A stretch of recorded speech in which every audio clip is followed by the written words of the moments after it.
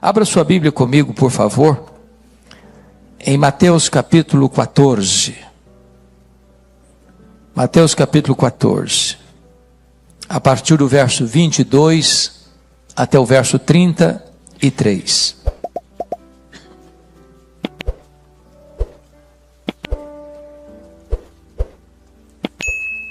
Está escrito: logo a seguir, compeliu Jesus os discípulos a embarcar e passar adiante dele para o outro lado, enquanto ele despedia as multidões. E despedidas as multidões, subiu ao monte a fim de orar sozinho. Em caindo a tarde, lá estava ele só. Entretanto, o barco já estava longe, a muitos estádios da terra, açoitado pelas ondas, porque o vento era contrário. Na quarta vigília da noite, foi Jesus ter com eles andando por sobre o mar. E os discípulos, ao verem-no andando sobre as águas, ficaram aterrados e exclamaram: é um fantasma! E tomados de medo gritaram. Mas Jesus imediatamente lhes disse: tende bom ânimo, sou eu, não temais. Respondendo-lhe Pedro, disse: se és tu, Senhor, manda-me ir ter contigo por sobre as águas. E ele disse: vem. E Pedro, descendo do barco, andou por sobre as águas e foi ter com Jesus. Reparando, porém, na força do vento, teve medo. E começando a submergir, gritou: salva-me, Senhor. E prontamente Jesus, estendendo a mão, tomou e lhe disse: homem de pequena fé, por que duvidaste? Subindo ambos para o barco, cessou o vento. E os que estavam no barco o adoraram, dizendo: verdadeiramente és Filho de Deus. Amém. O tema que eu quero tratar com vocês é: não desanime. Jesus está no controle. O contexto desta passagem enseja-nos dois fatos. Primeiro, Jesus estava numa fase tão intensa do seu ministério, com as demandas tão grandes das multidões que o procuravam, doentes, famintas, aflitas, que diz a Bíblia que Jesus não tinha tempo para comer. Não bastasse essa agenda tão congestionada, Jesus recebe uma trágica notícia: o assassinato cruel do seu precursor, João Batista, preso na masmorra de Maquerós, arrancado da prisão e degolado pela espada dos soldados de Herodes Antipas. Diante desse cenário, Jesus tomou a decisão: sair com seus discípulos para um lugar ermo, para um tempo de descanso. Diríamos nós hoje, para uns dias de férias. Férias não é luxo, é necessidade.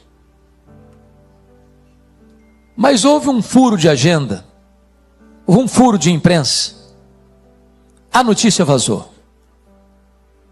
E quando Jesus chega no local, lá estava uma grande multidão à espera de Jesus.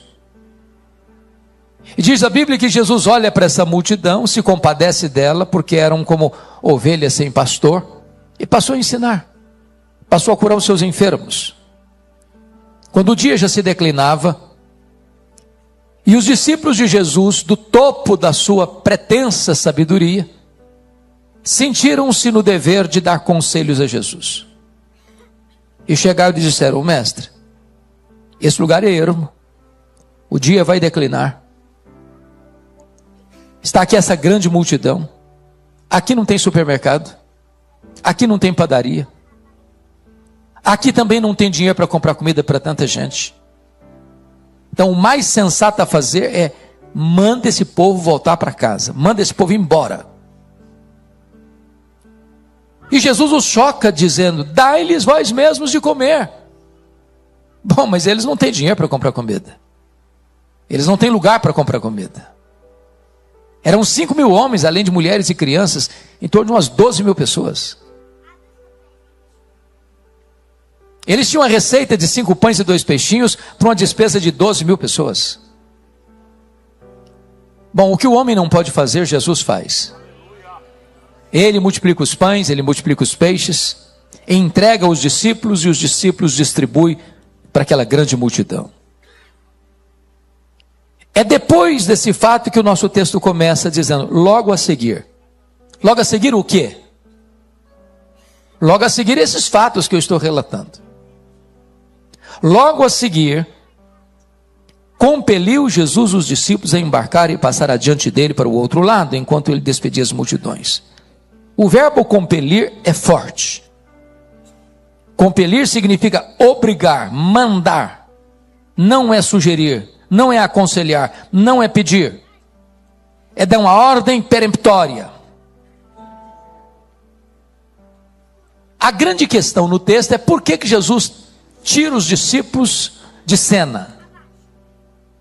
Por que Jesus não permite que os discípulos fiquem com ele? Por que Jesus não vai com os discípulos?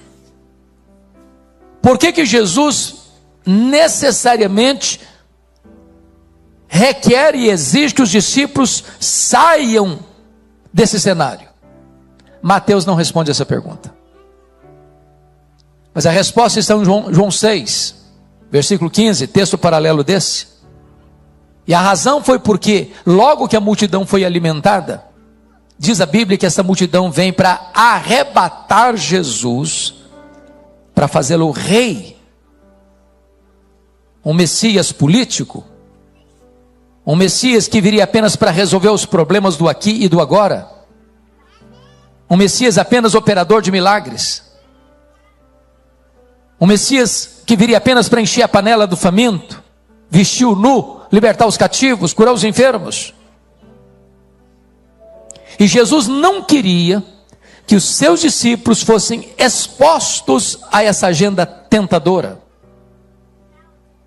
Porque, não obstante, ele veio fazendo bem, libertando os oprimidos do diabo, os cegos viram, os surdos ouviram, os mudos falaram, os coxos andaram, os leprosos foram purificados, os mortos ressuscitaram, mas ele veio precipuamente para morrer na cruz pelos nossos pecados e ressuscitar para a nossa justificação. A grande pergunta é, aquela multidão tinha razão para querer fazer de Jesus um rei? Um Messias político? Humanamente falando, tinha. Porque se você olha a história do povo de Israel, na maioria do tempo Israel viveu como escravo de outros povos. A família de Abraão, representada na família de Jacó, desce ao Egito com 70 pessoas. Fica ali 430 anos. Boa parte ou a maior parte desse tempo debaixo de amarga escravidão, debaixo do chicote de trabalhos forçados. Deus liberta o seu povo 40 anos pelo deserto, oprimido pelos edomitas, pelos amonitas, pelos moabitas, pelos amalequitas. Eles entram na terra prometida e diz a Bíblia que Josué não conquista toda a terra, e Israel vive ali debaixo de opressão dos povos cananitas. Josué morre com os anciãos e entramos num longo período de 330 anos, chamado período dos juízes, onde na maioria do tempo Israel viveu debaixo de escravidão e opressão dos povos que chegavam, sequestravam, queimavam, expoliavam, roubavam as suas lavouras, os frutos da sua terra. Chega a monarquia e o primeiro rei de Israel, Saul, morre em campo de batalha, dominado pelos filisteus. Depois da morte de Salomão, em 931 a.C., por inabilidade política do seu filho e sucessor Roboão, Israel é rasgado. E das 12 tribos, 10 seguem a liderança cismática de Jeroboão I, formando o chamado Reino do Norte de Israel, capital Samaria. que durou apenas 209 anos, com 19 reis, 8 dinastias, e na maioria do tempo, debaixo de opressão dos inimigos. Até que em 722, a Assíria vem e leva o reino de Israel para um exílio. O reino do sul aguentou um pouco mais, mas em 586 a Babilônia vem e leva também esse povo para um cativeiro de 70 anos, depois de queimar o templo de Salomão e destruir a cidade de Jerusalém. A Babilônia caiu, Israel ficou debaixo do domínio do Império Medo-Persa. O Império Persa caiu, Israel ficou debaixo do poder do Império Grego. O Império Grego caiu, Israel ficou debaixo do poder dos Ptolomeus do Egito, dos Seleucidas da Síria. Em 63 a.C., Pompeu conquista Israel, Israel fica debaixo do poder de Roma. Então o que um judeu, o que um israelita esperava? É que viesse o Messias, que quebrasse o jugo do estrangeiro, que quebrasse o jugo do opressor, que os tornasse livres.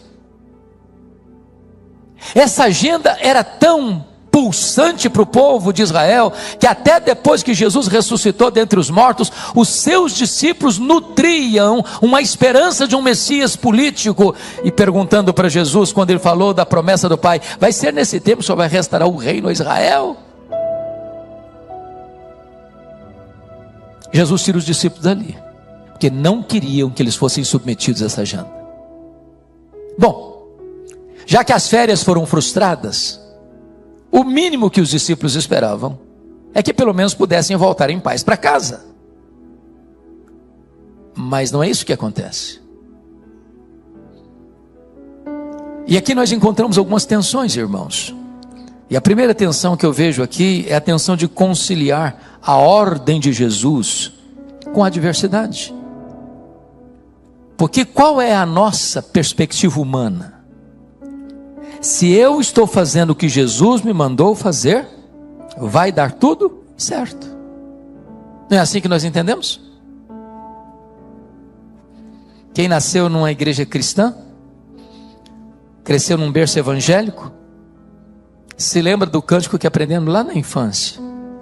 Com Cristo no barco tudo vai muito bem. Vai muito bem, vai muito bem, com Cristo no barco tudo vai muito bem. O problema é que Jesus nem está no barco e não está nada bem. Mas eles estão andando pela ordem de Jesus. O apóstolo Paulo, por onde caminhou, enfrentou lutas.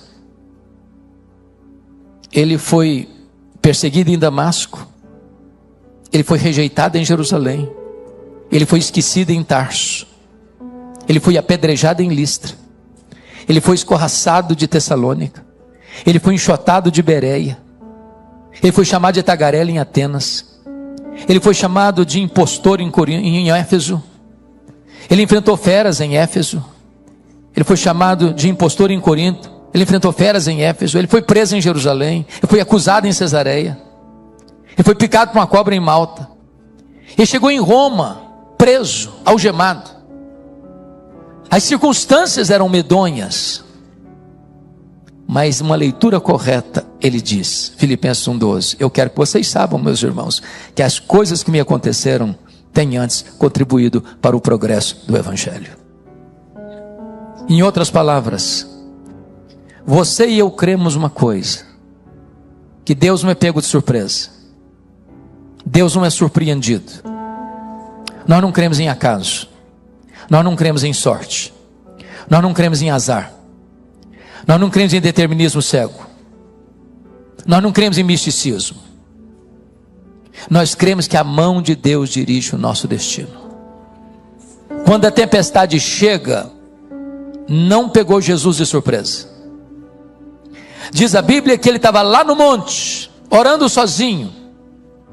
E Marcos 6, 48, texto paralelo, diz que lá do monte, Jesus vendo-os em perigo. Eu quero dizer para você que Jesus hoje não está num monte. Jesus está à direita de Deus Pai como grande sumo sacerdote, e Ele está olhando para a sua vida e vendo você em perigo, e Ele está intercedendo por você. Então entra as lições do texto que passo a relatar a partir de agora.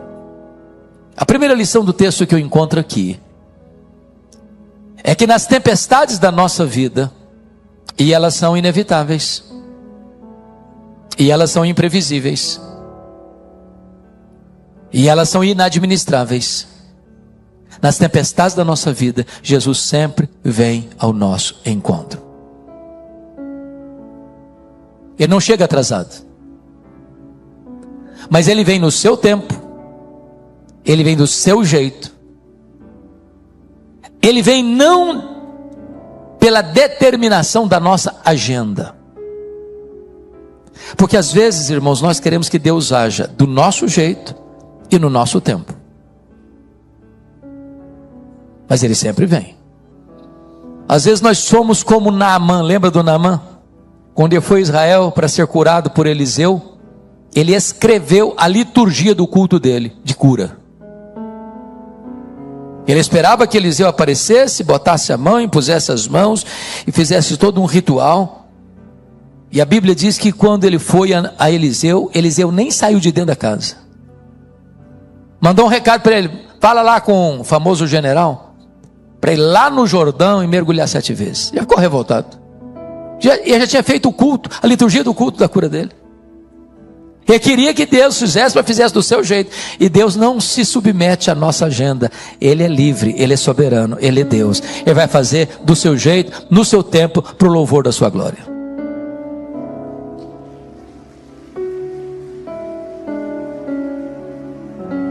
A segunda lição do texto, irmãos, é que Jesus Cristo vem, ainda que na 4ª vigília da noite. A vigília da noite era dividida em 4 vigílias. 6 às 9 da noite a primeira, 9 da noite à meia-noite a segunda, meia-noite às 3 da madrugada a terceira, 3 da madrugada às 6 da manhã a 4ª vigília. Por que Jesus vem na 4ª vigília? Por que às vezes Ele não nos socorre logo que a tempestade surge? Por que tem hora que você ora e o problema piora? Você ora e a doença agrava. Você ora e o coração da pessoa fica mais duro. Você ora e o vento fica mais furioso ainda. Você ora e as tempestades avolumam. Numa linguagem bem brasileira, tem hora que Jesus vem no último furo da correia, na última volta do ponteiro. Quando você já foi tentado a jogar a toalha, a pensar: agora não tem mais jeito, agora não tem mais saída. E Ele chega na 4ª vigília da noite para dizer para você: quando os recursos da terra acabam, os recursos dos céus estão disponíveis. Quando o homem chega ao seu limite, Deus chega com a sua oportunidade. Quando você não tem mais o que fazer, Ele pode tudo fazer, porque para Ele não tem causa perdida, não tem problema insolúvel, não tem doença incurável, não tem casamento irrecuperável, não tem situação que Ele não possa resolver. Então entenda uma coisa: Ele chega na 4ª vigília da noite, para que quando o milagre acontecer, nenhum de nós sejamos tentados a pensar: foi a minha inteligência, foi a minha estratégia, foi a minha capacidade. Tudo vem dEle, tudo é por meio dEle, e tudo é para Ele. Terceira lição do texto: Jesus vem, e quando Ele vem andando sobre as águas. Ele não vem de um modo convencional. E o que significa que Ele veio andando sobre as águas? O que eram as águas? Aquilo que conspirava? Aquilo que ameaçava? Aquilo que estava prestes a levar os discípulos a um naufrágio? Aquilo que era maior do que os discípulos? Aquilo que intimidava os discípulos? Quando Ele vem andando sobre as águas, Ele está dizendo o seguinte: aquilo que é maior do que você, aquilo que ameaça você, aquilo que é o perigo real da sua vida, está literalmente embaixo dos meus pés. Eu tenho o controle, eu tenho o poder. Aquilo que ameaça você não me intimida. Eu estou pisando sobre os problemas que afligem a sua vida. Jesus é maior que os nossos problemas. Há momentos, irmãos, que achamos que não tem mais jeito. Eu estava há 2 meses, pastor Jorge, pregando numa conferência em Feira de Santana, na Bahia, um congresso de família. E estava comigo, do meu lado, como preletor também, pastor Harley Mafra, um dos pastores da primeira igreja batista de São Paulo. O Harley Mafra era um empresário de sucesso. E estava fazendo uma viagem com outros empresários, amigos. E depois do jantar, onde estavam hospedados no hotel, ele entra no banheiro público do hotel e depara com seus colegas cheirando cocaína. Ofereceram para ele. Tolamente, ele aceitou experimentar e ficou prisioneiro da primeira vez. A vida foi derretendo, o casamento foi acabando, a família foi se destruindo, a vida financeira foi entrando em colapso, a mente perturbada, até o dia que ele tomou uma decisão, arruma as malas e diz para a família: eu vou fazer uma viagem. E a viagem que ele fez foi para dentro das ruas de São Paulo, para viver como mendigo 7 anos, debaixo de pontes, de marquises, de viadutos, destruído pela cocaína e pelo crack, completamente arruinado. Um dos lugares que ele passava as noites frias de São Paulo era debaixo da marquise da primeira igreja batista de São Paulo. A sua família nunca desistiu dele. A sua filha ainda o procurava depois de 7 anos pelas noites e madrugadas de São Paulo. Um dia, Harley Mafra estava passando em cima de uma ponte de madrugada, completamente drogado. E uma senhora da Assembleia de Deus voltava de uma vigília de oração. E encontra com ele em cima da ponte, olha para ele e diz: ou você entrega a sua vida para Jesus, ou você morre. Termina de atravessar a ponte, entra numa praça, e a sua filha, que nunca desistira dele, à procura dele, passa pela praça, olha, observa, torna a olhar, reconhece: é o papai. Abriu o carro, correu, abraçou, colocou dentro do carro, levou para casa. 7 anos de tratamento em clínicas, e Jesus fez o milagre.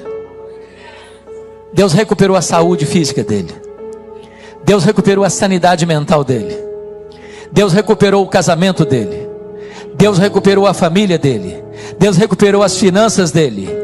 E aquele homem que dormia debaixo da marquise da primeira igreja batista de São Paulo, hoje ele é um dos pastores da primeira igreja batista de São Paulo.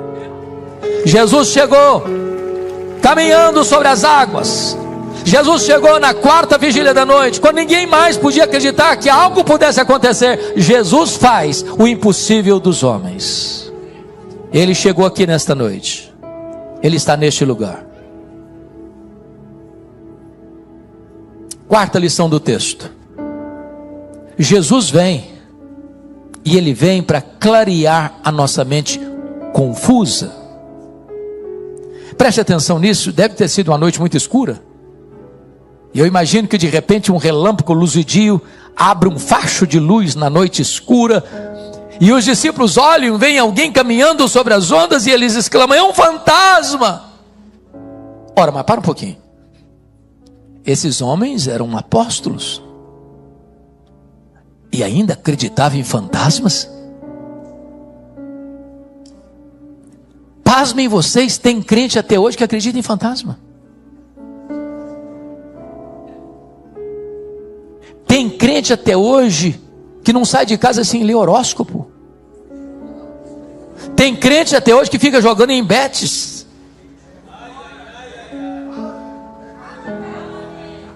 A grande pergunta é: por que aqueles discípulos ainda acreditavam em fantasmas?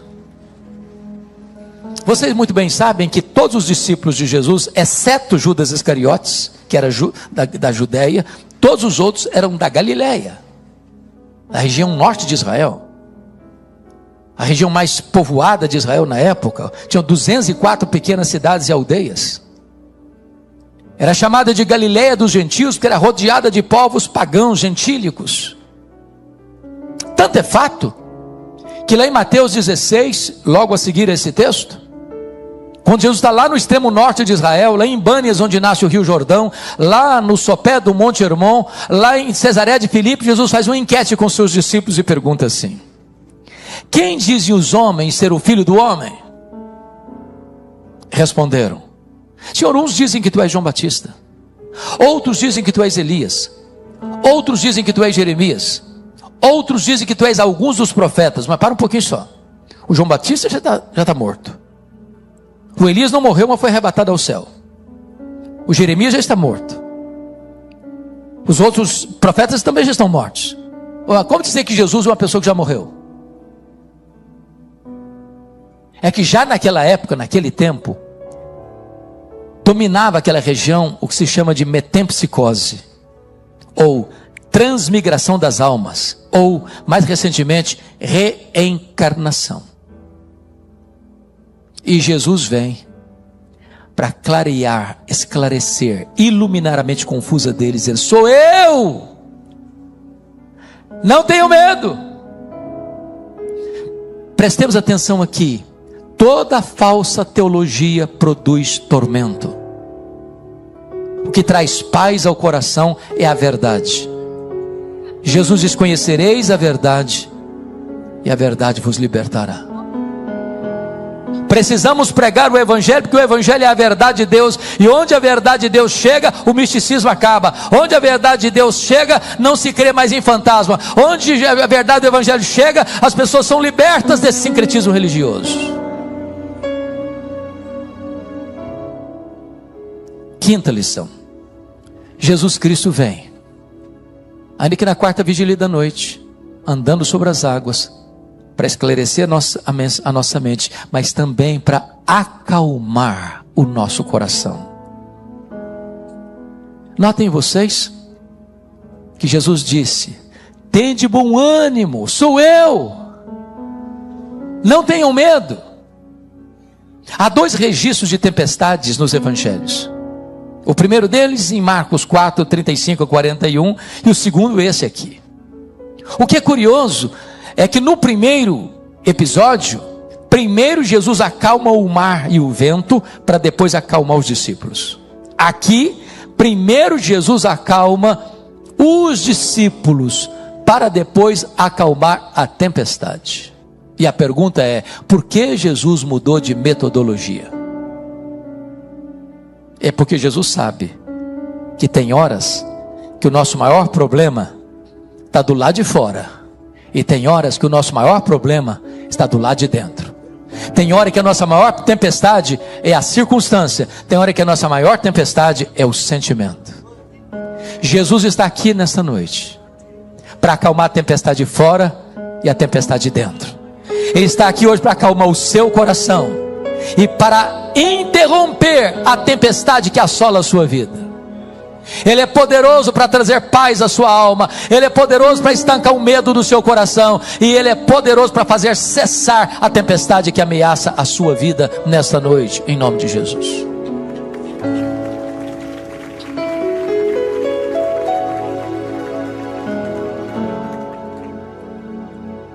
Sexta lição: Jesus sempre vem, ainda que na quarta vigília da noite, andando sobre o mar, para clarear a nossa mente, para acalmar o nosso coração, mas vem também para levantar o caído. Tem gente que censura Pedro, mas eu respeito Pedro, porque daquele grupo, o único que teve coragem para dizer assim: és tu, Senhor, manda-me ir ter contigo por sobre as águas, ele acreditava em Jesus. E Jesus disse: pode vir, Pedro. Que experiência incrível! O camarada pula do barco e de repente aquele mar de águas tumultuantes que estavam ali ameaçando a sua vida, viram terra firme debaixo dos seus pés. E ele caminha sobranceiro, vitorioso, olhando para Jesus. Quando de repente, reparando porém na força do vento, teve medo e começou a afundar. Não censure Pedro, porque Pedro está aqui nessa noite. Mas Pedro não está aqui entre nós, não. Pedro mora debaixo da nossa pele. O coração de Pedro bate em nosso peito. O sangue de Pedro corre em nossas veias. Nós somos Pedro. Quantas vezes você e eu já, por um minuto, tiramos os olhos de Jesus? Quantas vezes você e eu fomos tentados a olhar para a fúria do vento e começamos a afundar? Se você está afundando nessa noite, grite por socorro. Se você está afundando, clame por Jesus. Salva-me, Senhor. E diz o texto que prontamente Jesus estendeu a mão, o tirou das gargantas da morte e deu-lhe um tapinha de luva, bem macio. Homem de pequena fé, por que duvidaste? O problema não era a fúria do vento, o problema era a dúvida. O problema não era o mar revolto, o problema era a incredulidade. Meus irmãos, os nossos problemas sempre serão maiores do que nossas forças. O segredo de caminhar vitoriosamente não é confiar no bordão da autoconfiança. O segredo é olhar para Jesus, é olhar para Jesus, é olhar para Jesus.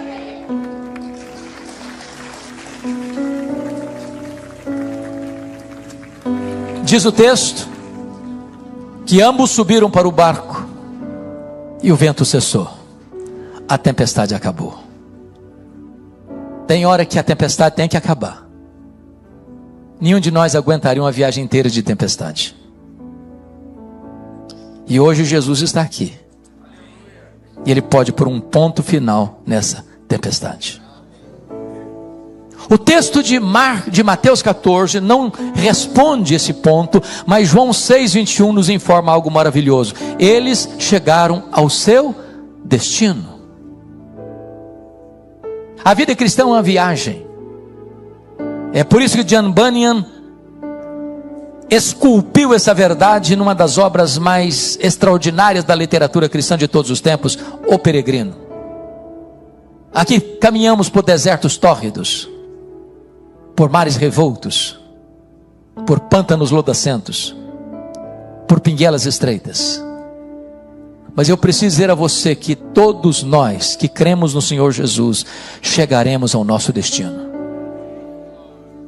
O Salmo 84 diz que nós vamos indo de força em força, e cada um comparecerá diante de Deus em Sião. O Salmo 73 diz que Deus nos pega pela sua mão direita, nos guia com o seu conselho eterno e nos recebe na glória. Apocalipse capítulo 9 diz que quando o poço do abismo é aberto, sai dali gafanhotos numa fumaceira tal que escurece o sol, e esses gafanhotos são demônios que têm cabeça de cavalo, que tem rosto de homem, que tem cabelo de mulher, que tem dente de leão, que tem couraça de ferro e pica tão doído como escorpião. O que significa isso? Cabeça de cavalo significa que o cavalo era a mais poderosa arma de guerra da época. Rosto de homem significa inteligência. Cabelo de mulher, dentro dos cultos pagãos, que as mulheres esvoaçavam a sua cabeleira em cultos pagãos, significa sensualidade. Dente de leão significa destruição. Couraça de ferro significa que esses demônios não podem ser derrotados com armas convencionais. Diz a Bíblia que esses demônios saem para atormentar os homens, exceto aqueles que têm o selo de Deus sobre a sua vida. Eu quero dizer para você que quando você creu no Senhor Jesus, você foi selado com o Espírito Santo da promessa, e os demônios não podem atormentar a sua vida. Apocalipse capítulo 13 diz que todas as nações e todos os povos da terra vão adorar o anticristo. Todos os povos e todas as nações vão adorar o anticristo, exceto aqueles cujos nomes estão escritos no livro da vida do Cordeiro. Em outras palavras, Jesus não vai perder nenhuma das suas ovelhas para o anticristo. Todas as ovelhas de Jesus estarão guardadas e seguras nos seus braços, diante onde ninguém pode arrebatar você. Estamos salvos, estamos seguros e chegaremos ao nosso destino, às praias áureas da eternidade, à Canaã celestial, à Nova Jerusalém, à casa do Pai, ao céu de glória. Louvado seja o seu nome.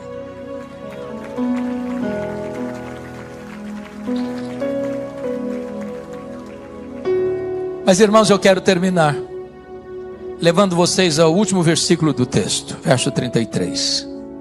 E aqui, pastor Jorge, enseja-nos talvez a pergunta mais recorrente da filosofia e da teologia. Se Deus nos ama, por que sofremos?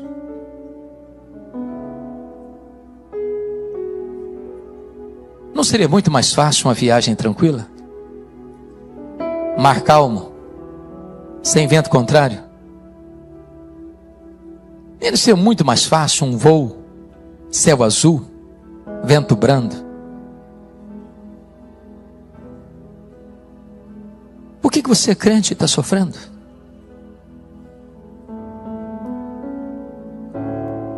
A nossa família está vivendo um drama muito grande.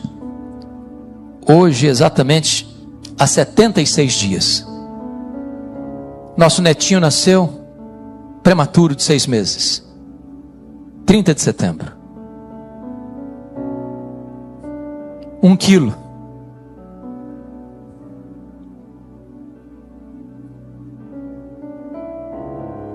Já infectado por uma forte infecção da mãe.